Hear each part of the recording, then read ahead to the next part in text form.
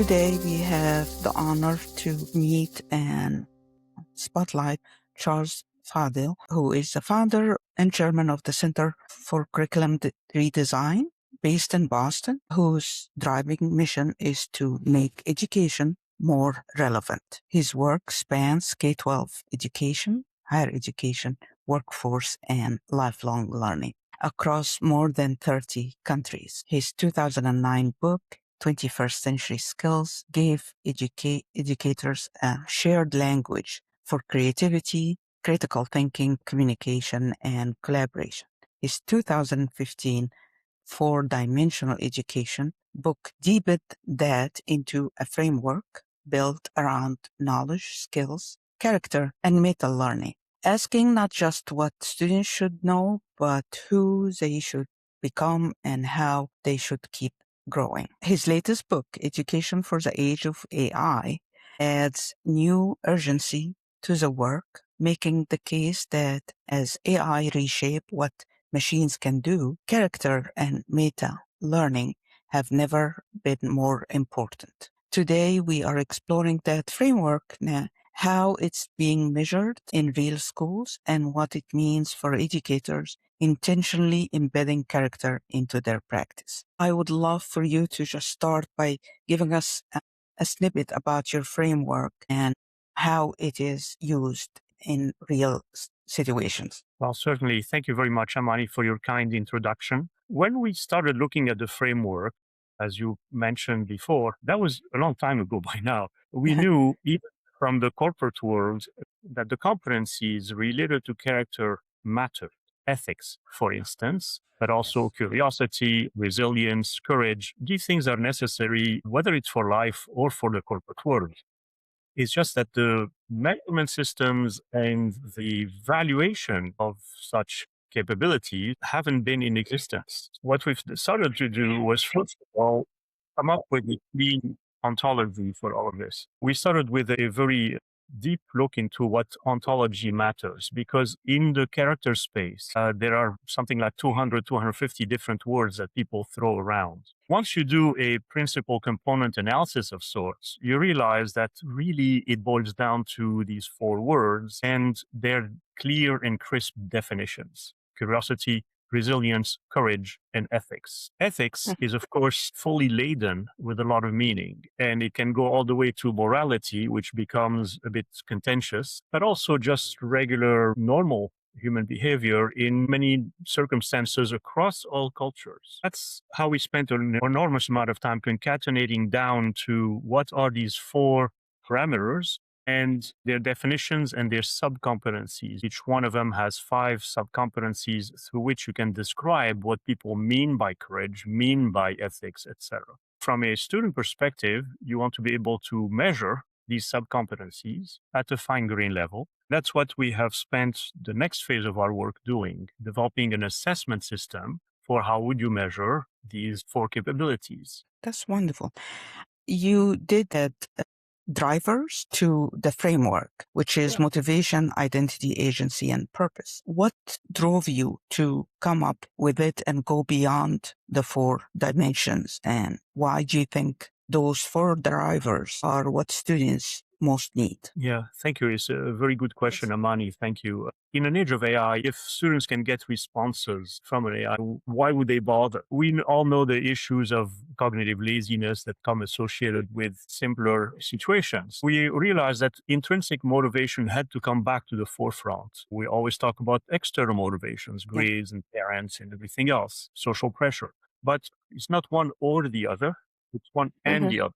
We decided to put intrinsic motivation more front and center than it has been. And how do you develop them? The drivers for motivation are what you belong to and what you think about yourself, how much latitude you have to act in the world, your agency, and your growth mindset. Do I feel that I can actually achieve something? Then eventually, most importantly, your sense of purpose. What am I going to do for myself and the world that is worth doing? Once you pose this, once you allow students with this kind of flexibility, you'll find that they're naturally more inclined to do the work, particularly when it's linked to projects. And so that's why we felt compelled to add not just the goals of an education, meaning the four dimensions, but also some of the ways of making it happen. The CARE platform measures character, skills, and meta learning longitudinally across multiple data sources. How did you approach the design and the design challenge of capturing something as rich and multidimensional as character grows over time?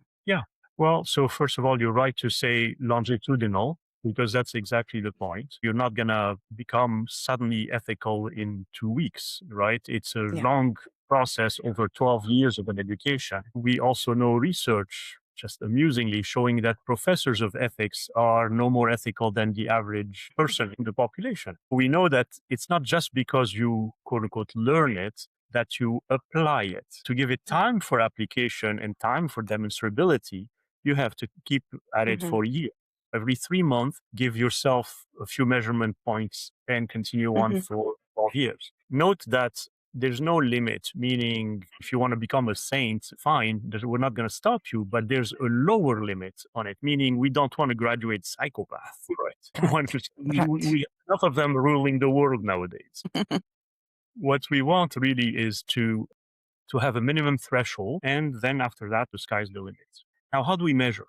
It's really going in the exact opposite direction of psychometrics. Psychometrics try to have very, very high fidelity, very sparse measurements. Our theory here is that there's no way you're going to ascertain something of that complexity with what we would consider a pseudoscientific way. And so we gather a lot of data through a variety of sources, and these data sources triangulate and give you a rough position of where the student is. And that's enough, actually. The zone of where the student is more verifiable and believable than the pseudo precision of psychometrics. It's very interesting. Well, It thank is. you. In essence, it's very much how we see things going on in physics and other fields, where you try to measure and try to derive theories out of the data rather than in the past have a theory and then find data to prove it. It's kind of the other way Yes. around. In this case, we measure via a variety of sources. The student themselves, but not just with self-reports, because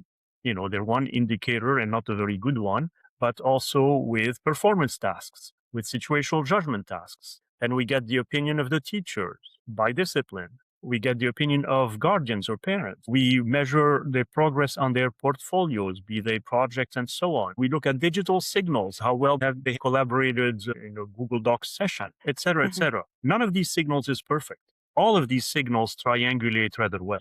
That was reviewed by a number of experts of the competencies, of the measurement techniques, and high-end experts of assessments in general. Dylan William, for instance, who was one of our reviewers. That's the mechanism we use. Right. Thank you. This is very informative and I appreciate it. The Center for Curriculum Redesigns professional development for teachers, help them infuse their content with 4D framework competencies and to recognize and model those competencies themselves. What does that shift look like in practice, and what tends to surprise teachers most when they go through that process? There's never enough professional development time or funding for teachers. That's a sad reality of education, being Yes. always underfunded. When you look at how difficult it is to embed these new behaviors, and particularly that the new behaviors are not valued by GPAs and SATs, you realize how hard of a task it is for teachers. Basically, they're doing an unfunded mandate, not even mandate, unfunded aspiration. First of all, there's never going to be enough PD time. Second, even if there were enough funding and PD time, we don't see it as possible that a teacher would redesign their lesson plans at scale without not just the PD, but also a tool that allows them to infuse these competencies as they are teaching a piece of content. I'm going to give you an example. So you're teaching fractions, and mathematicians think that just by teaching you the math, they're going to teach you critical thinking. No, you have to make a specific lesson that says, as we're teaching you how to divide fractions, we're going to teach you the concept of proportionality. We're going to teach you how to think critically about what a division of fraction is, etc. All of that is what is required nowadays, but the teachers do not have the training to do so. As part of the PD, we give them the training, we make them work on examples, and then the tool eventually allows them to keep on creating lesson plans guided by the data sets that we have embedded into the tool. The tool does rely a bit on AI, but also gives the teacher the latitude to choose which competency or sub-competency they want to embed in a given lesson plan. What kind of feedback you get from the teachers when they go through that training? We haven't fully deployed what I'm talking about. What Okay. we have deployed so far with our European partner is the tests themselves to the students for self-assessments. The next phase will be to add the different types of tests. And then the following phase will be to add to the PD, which already exists, the tool itself so that they can design their lesson plans. What does a school or institution need to have in place culturally, structurally, to help educators get the most out of that kind of support and sustain it beyond the initial training? They need to have the understanding that this is a journey that they need to be committed to. And that starts from the top, right? The leadership of the school needs to say, this is something that matters. It defines who we are. A lot of schools, as you know, have a portrait of a graduate or a learner profile. But these things end up being very ignored or just inert because there's no action behind it. The first action is to train the teachers and to retrain the teachers and to retrain the teachers again. It's literally a question of yearly training with the tools that become better and better year after year, discipline by discipline. It's a commitment that's required. And the hard part is that the commitment is not valued, as I said earlier, by the outro. The SATs and so on are indifferent to all of this. Whereas we know that for life and even for work, we need these competencies. And that's the quandary. At least for middle school and early years of high school, there's enough flexibility and wobble in the system where these things could be injected before people worry too much about scores eventually. That's my hope, that it gets embedded starting with middle school through the first 2 years of high school. At least we'll have started the system, and eventually, hopefully, the final aspects, the baccalaureates and equivalent, will wisen up about that requirement. Yes. Thank you. One last question. If you could sit across from a student 10 years from now who went through a school that took this framework and implemented it and took it seriously, what would you hope to see as different from how they are now? I'm seeing a student that is far more wise for their years, because they've gone through experiences and deeper understanding of all sorts of things, how human nature operates, how they understand themselves, how they understand the needs of the world, how they view ethics not as an option, but as an embedded behavior. And the examples of the lack of that abound. I mean, you can show them, look at Meta, how social networks have been completely amoral. Things that they have in their hands can give them plenty of examples of non-morality, if not immorality, etc., etc. So it's basically a student who is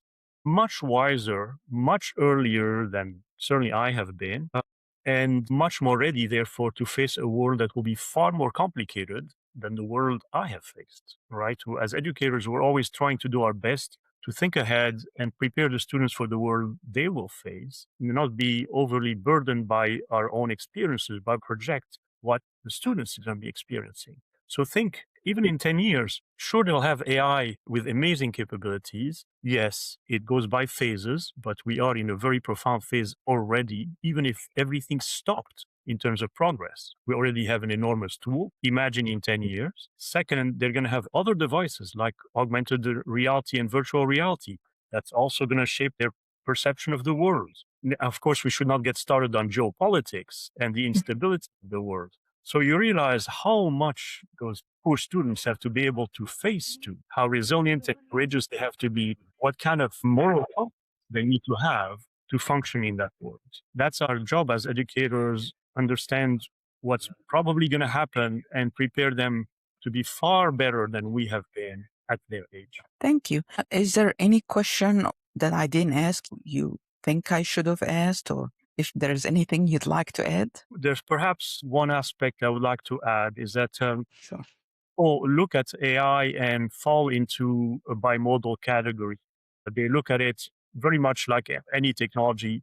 People either go too far or too little. It ends up being a U-shaped curve of rejection. In reality, all technologies come with their pluses and minuses. Socrates was bemoaning the invention of writing, of scripts, because people were going to lose memory. Well, that's true. That's exactly what happened. We are far less capable memory-wise than people with no scripts. People in the Amazon jungle, etc. They have worse memories. We don't, because we commit to paper. However, by committing to paper, we can free our minds to do other things. We can propagate our learning to others. The tension here is to figure out how to use the new tool. It's not that the tool is not going to come with losses. It's a question of how to figure out how to amplify the gains and minimize the losses of the tool. That's really the middle ground that we have to define and figure out. That's very dynamically shifting because of the progress of AI.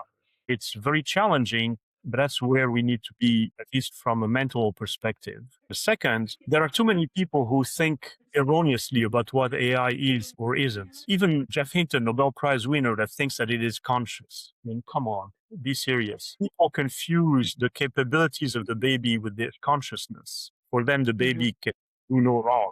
That's absurd. When it comes to issues of morality, I think the Pope's most recent encyclical was actually spot on, very well thought through, irrespective of one's religion. It's not really a religious text. It's really about human dignity and what matters for humanity. I think this audience here with us that cares about character will resonate with that more specifically. Yes, I'm sure. Thank you. Thank you so much. And Dr. Fadel, I learned quite a bit. I really did. My pleasure. Thank you so much.